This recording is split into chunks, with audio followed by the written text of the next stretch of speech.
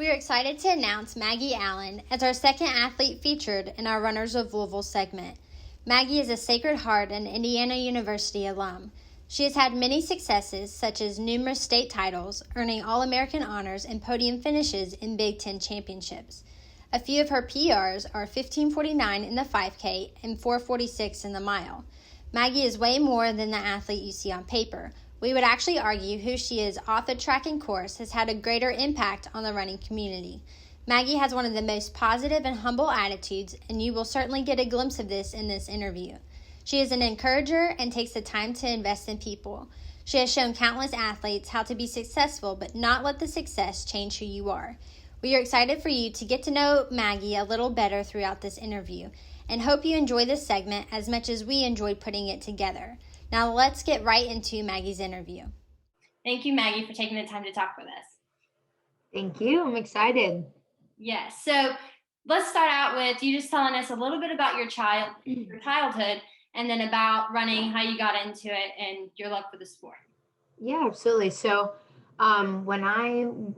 growing up in kindergarten through second grade, I lived in Houston. And so I wasn't old enough to run. My sister Catherine ran. And so I was always so jealous of her because I'd go and watch the track meets. And she was just such a stud in grade school. So when I was watching her, I'd see her win all these meets. And I was so jealous. So I always was like, Mom, sign me up like right when I'm in third grade, when I'm able to compete, like I want to run. So third grade came around, and my mom was my coach, and I hated it. I like my worst days were like Tuesday, Thursday. That was because I had practice. I was like, I want to do anything besides run. And that went on until like seventh grade. And then I think around that time is when I was able to start running with some people. And I remember in seventh grade, we started training with Holy Spirit. So I went to St. Margaret Mary when we were back in Louisville. And that's when I got introduced to Mr. Beekler, Joe Beekler, and Megan Beekler, and Julia. And so we were able to run together. And from there, really sparked my sort of love for running and interest in it. And but yeah, growing up, I really didn't like it at all. But it was kind of one of those things that I knew I had potential in, and I really liked the community. And so from there, I just kind of stuck with it. I also played basketball, but realized, I didn't quite fit. I was like 5'2" going into high school. I wasn't really fit to be a basketball player, but it was kind of one of those things. I just really loved it too much to ever stop. Okay. Well, cool. It sounds like running chose you then. Yeah, it was a little bit of both. I mean, a little bit of my mom being like, she's the coach, so I had to go. And then the other part, then I did it so long, I kind of just fell in love with it. So yeah, I love it. Well, that's cool. Cool how it got started, and something that you didn't end up liking at first, but then you came to love it, which is a cool thing. Not everyone finds that. And then the community aspect, to me, that's what makes running so great, especially like post-collegiate and stuff. It's like running, you still have that community, and that's what, to me, now running is all about. And that's where some of my best friendships are from, is from the teams that I've had over the years. So Oh, absolutely. Yeah, that's what like you mentioned, that's kind of why people, I think, end up falling in love with it. It's the community is everything. you would look at your running career, and whether it's middle school, high school, college, what would you say your biggest accomplishment is? Yeah, so this one I struggle with just because I was thinking about it, and sort of I think my favorite one encompasses sort of the team and also a personal goal. It was my senior year Big Ten outdoors. I won the 10K, and then also it was just some of the best experiences I had with my other athletes and or other teammates, I should say. That was some of the last times I was going to be able to run against some of the other competitors and also with some of my teammates. And we all just left it out on the course or on the track, I should say.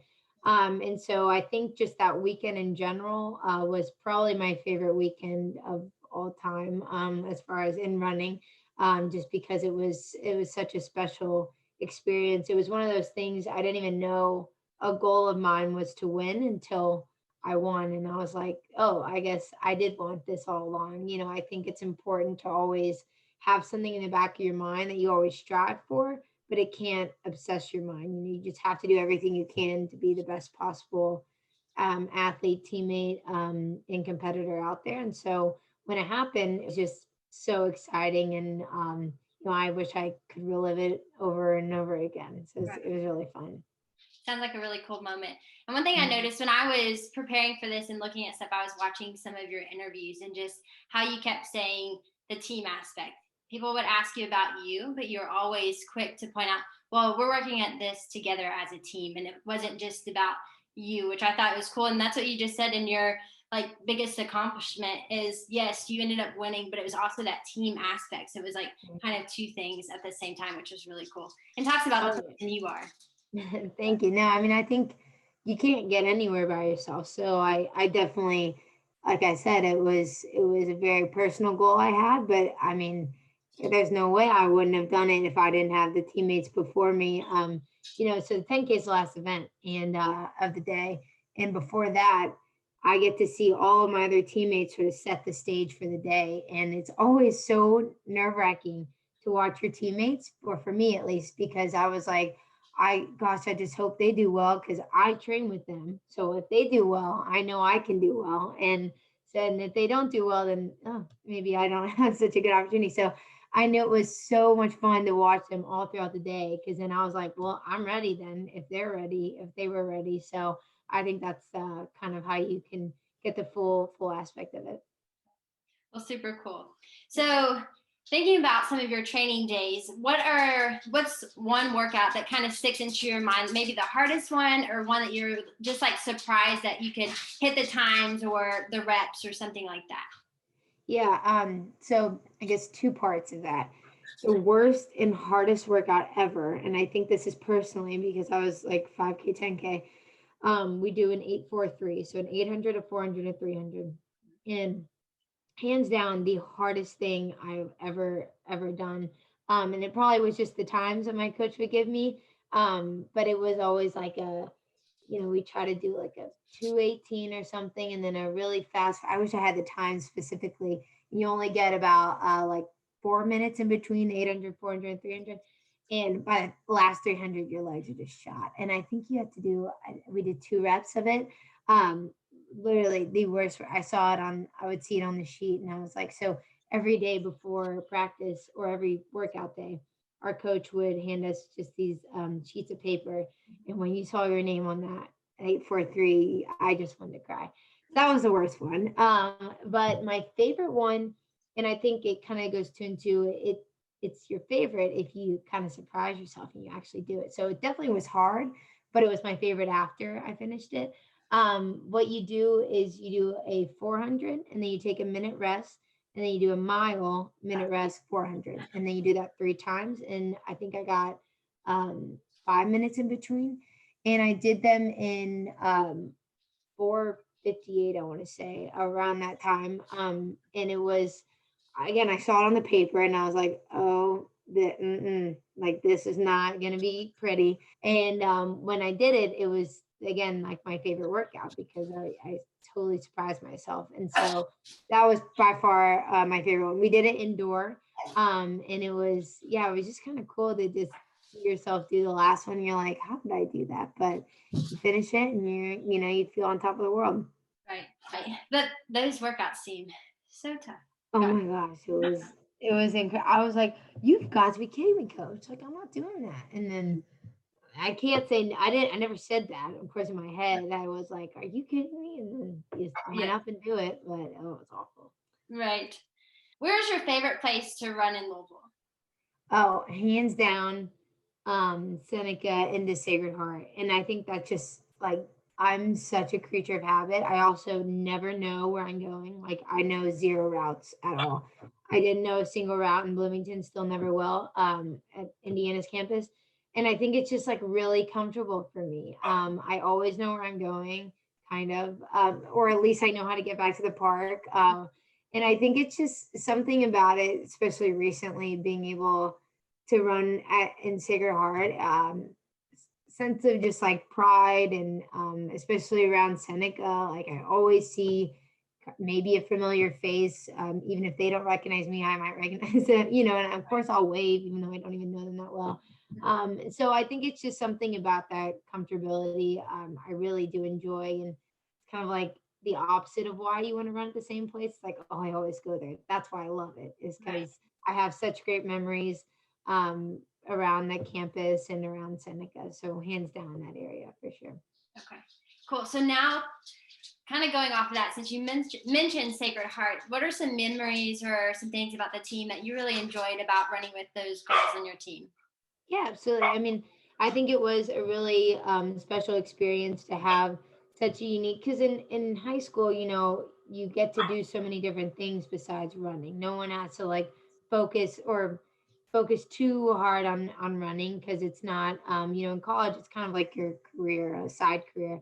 But in high school we got some other athletes that maybe it was their off season, or just some other people that were involved. And so I really loved how big the team was, and it was always so much fun. Some great memories being like after the Trinity Valkyrie run, we would have like a sleepover and do possible dinners before. My family always did. We hosted the pre-Tiger Run dinner, so we'd always get like fazoli's and things like that. And I definitely miss that going into. I'm looking up right now at. I'm in my sister's room, and she has this like board of a Sacred Heart thing, and we would do like Duncan relays. So we'd all like dress up in costumes and things like that. So I definitely miss some of those like fun things that we would do at Sacred Heart, because Coach Hyman always made it really fun, and it's just an enjoyable experience for everyone. Oh, cool. Sounds like that's the unique thing about a team, right? Especially when you have a team where everyone clicks. It's kind of hard. You never know what you're going to get with a group of ladies. It can either go really well or really bad. So it's great when the pieces all aligned and you get to have those memories and kind of cherish those. And now you look back on high school and run your old routes and stuff like that, and you have so many fond memories, which is pretty cool. Oh, absolutely. So we have talked with Jacob Thompson on a previous interview, and one of the races he talked about was the Dream Mile, and I know you ran that quite a few times. So what are some memories you have about this race? Yeah, I mean, I think some good, some not so good. Last year was an awesome, or my last year running it, but I think it was kind of like the what everyone focused on for some reason. It just had that mentality to it, or kind of swag. Like part of it was just the Dream Mile. Like everyone like went for it, and I think that's what was so cool about it, is that for some reason every runner knew like this was really important, even though it wasn't the state meet. It had nothing to do with how you did postseason.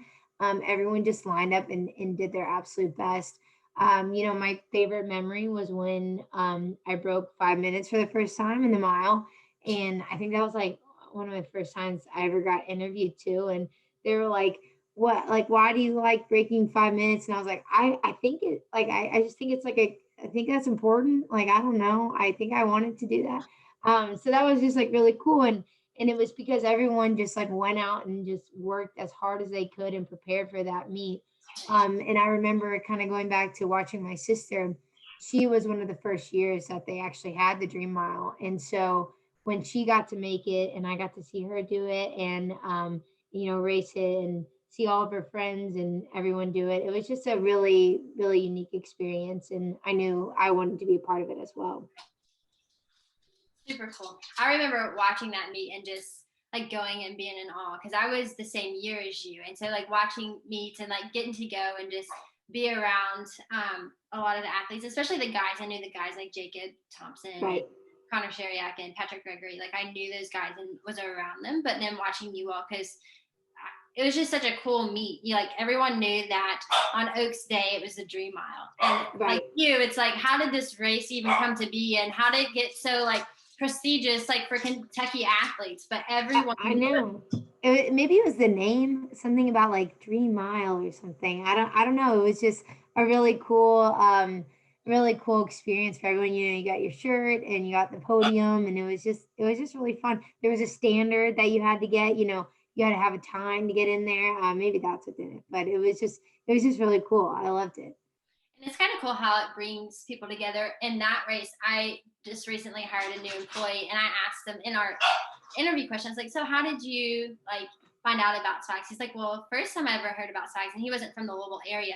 He's like, I actually got a pair of gloves in my 3 mile like swag bag, and so I still have those gloves, and they said swag. So that's how I first had, like, that's my first impression of swags. I'm like, kind of crazy. Well, that race. Oh, that 3 mile bag was just like super. And I'm trying to look up exactly what now that I have my computer on me, if who was in that meet that I watched. I can even find it probably because I don't know exactly. Well, we'll find it later. I'll research it later. But yeah, it was the bag was like the best part. I love that part. That was great. So, who are some local runners that admire you or you're inspired by?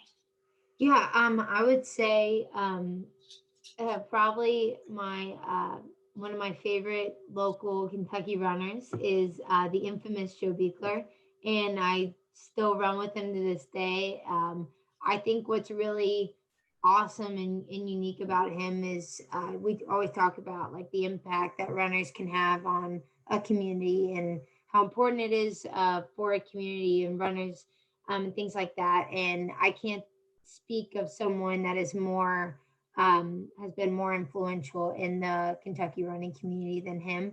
Not only has he coached, Holy Cross, he's also was an assistant coach at Sacred Heart. He's always around at Seneca, always offering if anyone has any questions or advice or needs advice. He has always been a mentor to me and helped me in any sort of aspect of my life. And separately, even from running, he's just a great person to look up to, even in his career and things like that. So I think just a great example in general of how someone can really influence, how you run. I mean, basically, he's just really given me someone to look up to. Like I said, not only on the course, but even in his career and things like that. He's just a great person and such a great energy and fun personality to be around. So definitely Joe Beekler. Easy question. Yes. Well, I have been around him a lot more in recent years, but even in high school and growing up, just being around him, you're right. The energy that he has, and in latter years, with Lainey and I have been like hosting trivia nights and stuff. He'll bring Holy Cross and they come, he's prepared. He's like, I don't know how ready we are, but like we will be there, don't worry. And this year they ended up winning. But just the attitude that he brings to the table, and those guys love running for him, and you obviously still run with him. I see him at Seneca, you're meeting up with him, or he's always talking about you too. And another thing is his plank competitions. And I know you've gotten in on some of those as well. And that's just his what one? Plank competition. Oh yeah. I know that's my favorite. a thing with those Holy Cross guys that they're always in those plank competitions with them. Oh yeah. It's a fun thing. He's so, and that's the thing. He always makes it fun for everyone. And even if you have a rough day, he's like, it's a rough day. Like brush it off. And hearing that from him, he won Nike Regional and excuse me, not he'll get some at Foot Locker Regional, things like that. But like where he's so accomplished, and when he tells you you can brush it off, you can brush it off. Like it's gonna be okay. So just a great person. Cool. So for you, what was collegiate running like? Yeah. It was definitely the so far the best experience of my life. And I know I'm I had a very unique experience. I think just everyone involved, probably three main parts of why my experience was so special. I can attribute that to one being my coaches, Coach Helmer and Coach Poor, the other coaches involved, but those two main ones on the distance side specifically, really were the best coaches I could have asked for. Coach Helmer had a really unique way of coaching, and that was, he gave you what you needed to do. He had really high expectations and knew what you were capable of. And so I think for me that worked best. He gave great advice, but also, a pat on the back was well deserved, and you didn't always expect it. And when you got it, you knew it's because you did something really awesome. And so I think having those great role models throughout my college career really helped just have such a great experience because I felt so mentored throughout my entire years. Second part was my team, and I think it's really important when competing at that level to surround yourself with the people that you want to be like. And I remember going into college, I was very nervous. I didn't really know kind of where to turn to, who to look for. And so I remember meeting the twins the first time. They went to Carmel, so everyone probably didn't like them when they were at Trinity Valkyrie. And I remember meeting them, and I was like, they're cool, but like they'll just be my teammates, like not a big deal. And they're my best friends. I mean, I think I looked at them, and then I wanted to be exactly like them. They studied hard, they worked hard, they were great people, and I think just surrounding myself with those type of individuals really made it special because not only did they push me on the track on the course every day at practice, but at school too. I was roommates with them, and I remember getting like a reading assignment, and I was like, "Oh, reading assignment! Like, I'll just go to bed." And they were reading it, and I was like, "Hold on, whoa! Like, we don't do these reading assignment things." And then so I did it because they were doing it, and then I ended up getting like the best grades I did one semester because I actually read the assignments like they did. But like little things like that, I think really helped make my experience so special because every day I just loved working out with them. I loved running with them. And so they became, like I said, my friends, not just my teammates. And then the second part that was really important to me was my parents and my family were so supportive of it. I think it was really special because my parents they never neither of them ran, so they didn't really know kind of what it took. They just really believed in me, and that didn't mean, hey, what was your workout today, or like, hey, are you ready for this race? They just let me do my thing, but they were always there, calling me after a race or being there physically and watching me race. I think was really special because they let me kind of have my own experience. They were very hands off and really kind of really like treated me like an adult and let me kind of take that into my own hands and enjoy it the most I could. So it was great, and I cannot speak even more highly of it. Sounds like really like three really important parts, and you had great support system, whether that was through your teammates or your parents and your coaches. I think all those three pieces are so important. You've got to have people who believe in you because as a runner you constantly think you're trying to push yourself harder and be faster and be stronger and all these things, but when those like little things of doubt come in your mind, you have a bunch of people who are there to say, no, you are capable, look what you've done. Or even not look at the things that you've done past, but they love you for who you are, like what you're saying with your parents. Like they could care less about the accolades. They're going to be there and they're going to support you no matter what. And they're going to be excited for you when those things happen. But if you didn't bring home those accomplishments, you didn't bring home those medals or whatever it is, they're still supporting you. And that's just the coolest thing. Absolutely. Yeah. I mean, it was really hard my first couple of years, and I remember a lot of doubt was in my head, and they just didn't say a word. They just believed in me, and they were like, "It's gonna be okay." And even though they did not at all, I've gotten it out of them this past couple of years. I was like, "Did you actually know it was gonna be okay?" They're like, "Oh no, not a clip." But it was. I didn't need to know that at that time. They kind of just let me figure it out. So very appreciative of that. Yeah. It's nice when parents kind of let you live life, like they're there and they're worried about you, but sometimes they have to not let on because we have to find out things for ourselves. Figure it out. Yeah, and we put enough pressure on ourselves. We don't need anyone else. Absolutely. So another thing is you went to college with one of your high school rivals. So Catherine Receiver. So how is that going? And then kind of joining forces with her when you went to school. It was again kind of unique experience because it was the most special thing I could have asked for. I think it could have gone one of two ways, but Catherine and I are just not that type to ever kind of make it the other situation. We are. I just was with her last week, and I went and visited her. She's doing awesome in Indianapolis. But we became such great friends, and we were roommates. And I think it was one of those things that we had seen each other for so many years and knew how each other competed.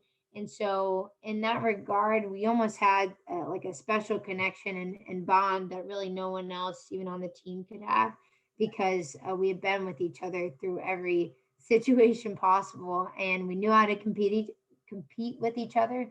But at the end of the day, we also knew how to train with each other. And I honestly do not think I would have been the athlete I am without Catherine every day pushing me. A lot of our runs were just me and her, and somehow every single day we had a new story to tell. I do not know how, because at 14 miles, how do you have something to say all the time? But we somehow always talked.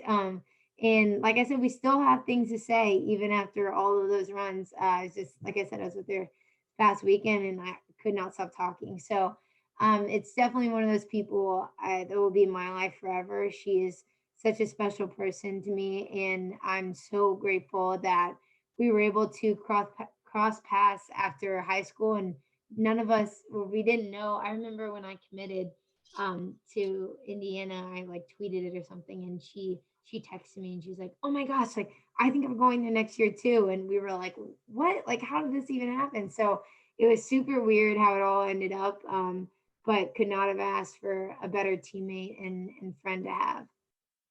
Sounds like a super unique experience. Really Yeah. cool how it's kind of transpired. And like we said earlier, a lot of your friends come from running, and it's just Yeah. crazy how it just continues to stay and stick. Hmm. And you make lifelong friends from having one connection in running, and then it just kind of translates over. Oh, absolutely.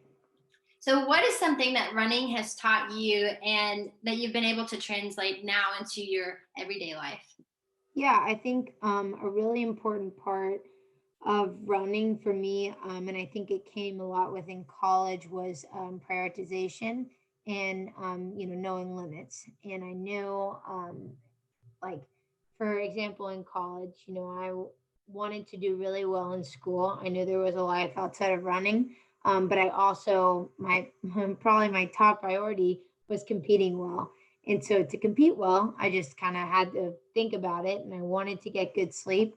I wanted to get good nutrition, and I wanted to compete at the highest level possible. So in the background, though, I knew I had to do well at school.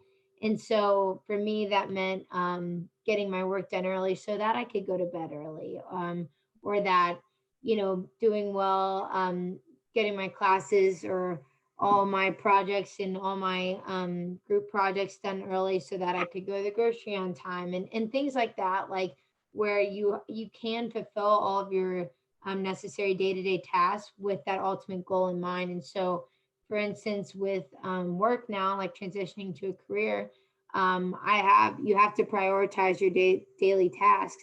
And that's something that has taken me a little bit, so it's not necessarily going to bed on time or getting 2 runs in, but it might be 5 like client requests or things like that. And you have to be able to be able to meet a meeting deadline, also get a project done. And so I think having those skills, just working throughout those or through college on those, has really reflected in my day to day and in my career. So definitely helpful that I was able to experience that like at 18, that I had to prioritize like that. But it's definitely bled into my career now. Puts you miles ahead, you know? That's something that Yeah. is a struggle for a lot of people to realize and understand and figure out how to work it in your schedule. So Yeah. it's a cool thing. And speaking of career, what do you do now for your career? Yeah, so I actually just accepted a position with Goldman Sachs in the private wealth management division. So that will start in the new year. So I'm really looking forward to that. This is pretty new, actually. So I'm really excited about that, though. Sounds like a cool experience and a great way to start 2021. So Yeah, the new, something fresh. absolutely. Yeah, I'm excited. Good. So, in talking about kind of like your training and stuff like that, do you do any type of like supplemental work in addition to your running? So right now I have realized I'm not good at anything besides running. Hard way I found that out was last summer. My buddy was like, "Hey, like, I'm doing a basketball league. Like, you're done running. Would you like to join?" And this is a girl I used to play in grade school. I was like, "For sure." But anyway, yeah. So I joined this basketball league, and I was so bad. Like, I was like, these girls were like running after me because I had the ball, and I just like wanted to like hand it to them. I was like, I do not want to anything to do with this. So I've kind of stuck with running. In high school, I did do some like biking on the side or some swimming. I used to swim when I was like growing up, just like summer league. So I know how to swim. I'm not very good, but I know how to. But yeah, now I just kind of run, and it's just out of pure enjoyment, just because that's what I love to do now. And again, with the community, I just want to see everyone. So it's the best way to see someone for like an hour each run with them, you know? Yes, I agree. And that's what I say with one of my friends. She's like, our lives are so crazy, but we're both going to run. So if we can Yeah, meet up for a run, we can hang out, like you said, for like an hour, hang out, so talk, true. we get in our cars, we go to work, and we do whatever. But we're both Yeah, going to do this. So it's much better than, to me, than like going out to lunch or whatever. Let's just go for a run or for a walk or whatever. Let's just do right. nothing. So Absolutely. so running is a difficult sport, obviously. What are some of the hurdles you've had to kind of navigate over when it comes to the sport? Yeah, I would say the biggest thing is kind of like all encompassing, but um, I've had to realize I can't one know everything and two control everything. You have to be able to trust your coaches. You have to be able to trust yourself, and you just have to listen to people that have been around the block that know more than you.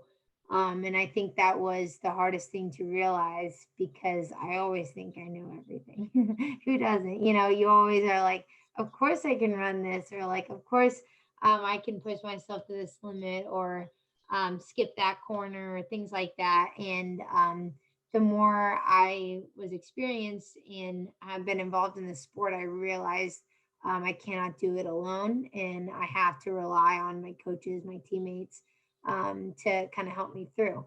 And I think just a big indication of that, just as my in college, I was rarely injured. Maybe my freshman year, I got a little banged up, and I think that was just because change of training.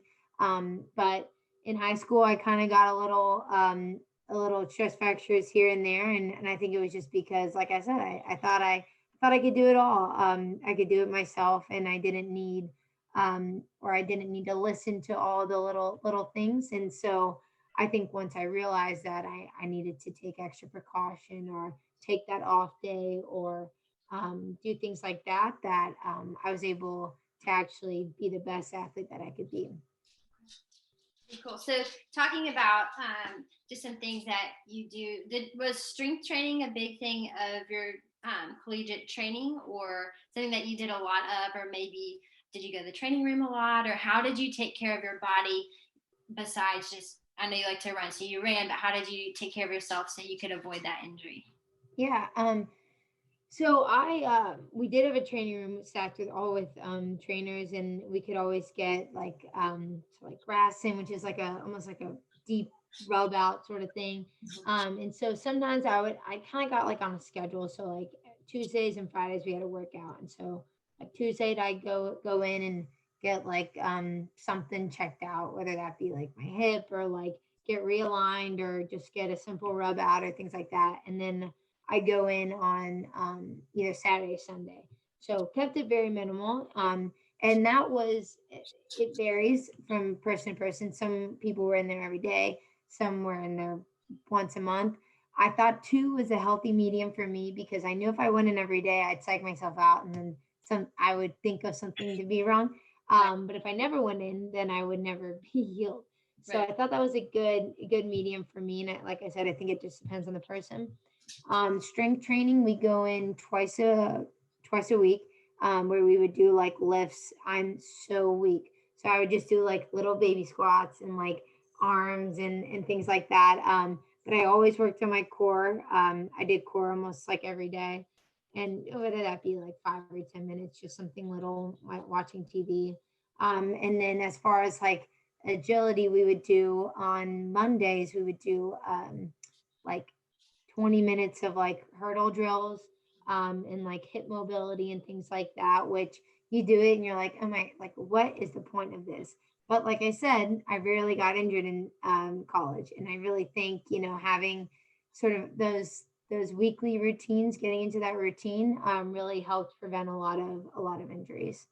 I think it's huge. Hmm. Doing more than just the one, like your love is running, but if you want to keep running, those Yeah. things are important, So cool.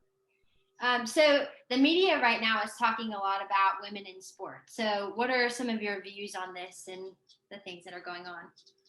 Yeah, I mean, I definitely think it's something we have to address, and I think it's been really relevant in the news, and especially within running news. And I think I've done like my own sort of personal reflection and research on this, and honestly, I feel like I've had such a great experience with running, with coaches, with teammates. And so I know I can't speak to the mass majority.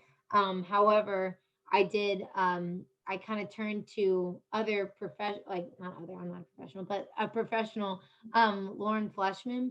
And I just read like a really, really great tweet from her. And I was like, that kind of like encompasses everything because I don't really know how to speak about it. But I actually have it pulled up. So I'll read it to you.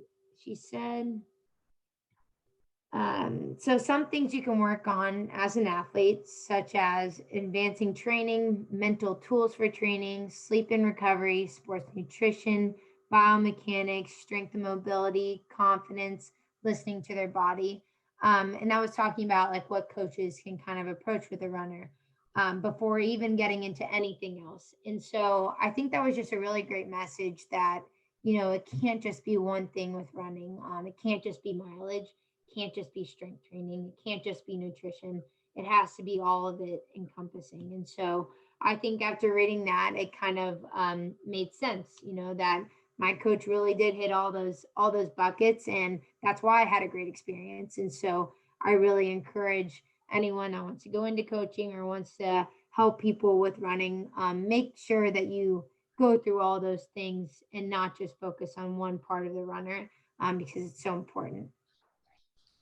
Really cool. So another question I have is, so like growing up in the sport, were you talked to about the female athlete triad and the importance of making sure this triad was balanced? Absolutely. And I think in high school in particular, when I got my first stress fracture, it was something they first spoke to me about. And it's terrifying. It's really scary thought, or, something to bring up as when I was like 16 at the time. And so I definitely think, going back to my point about how you can't know everything, I had to really swallow my pride and listen up with ears. And that took me a lot of years to be like, okay, this professional who knows way more than I do is right and I'm wrong. And so I think having to hear it a few times and it finally like clicked, I needed to work on that. And it's something, we work on every day. I still work on to this day, because I still want to run and I still want to run in the future. And I definitely think it's something that we need to be focused on.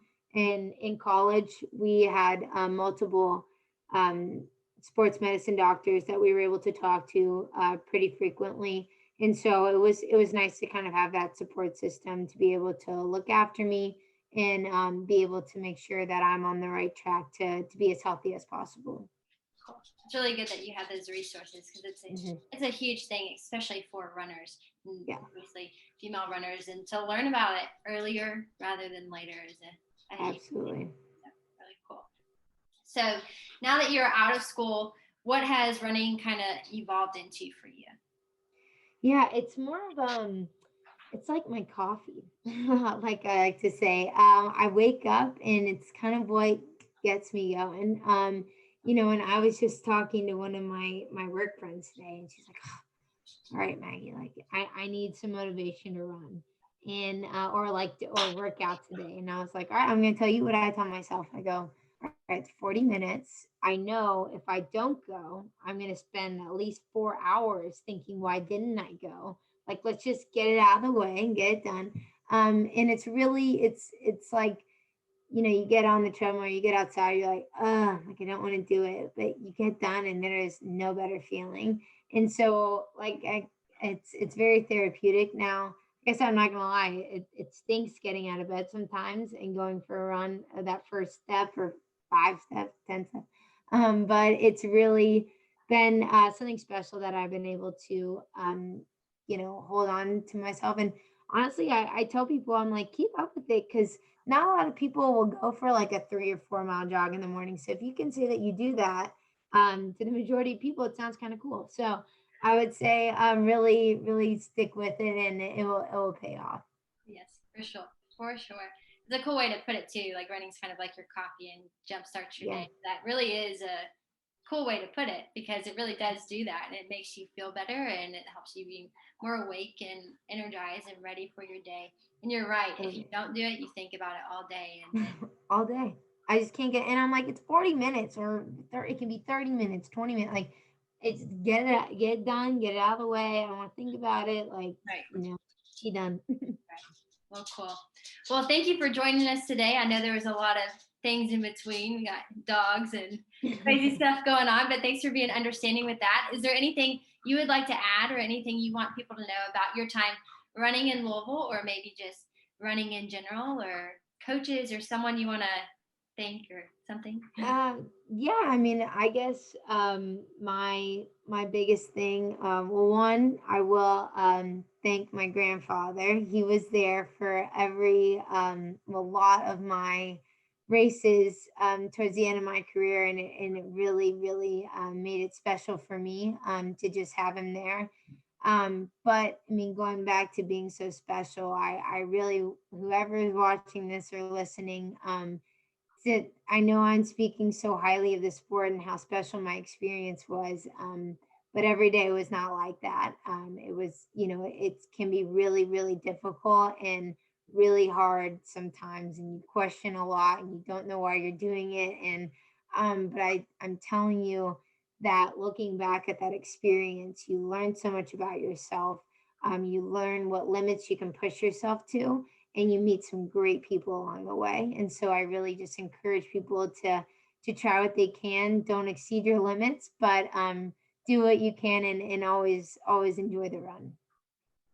Well, great. Well, like I said, thanks for taking time to be with us and for us to get to know you a little bit better.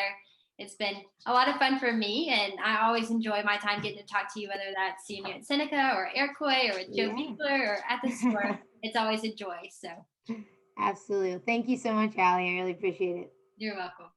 That concludes our second episode of our Runners of Louisville segment. We release a new episode the second Thursday of each month. If you subscribe to our YouTube channel and turn on your notifications, you will be alerted when a new episode drops. Comment down below what you thought about Maggie's interview, as well as who you would like to see featured in one of our episodes. Thank you for watching.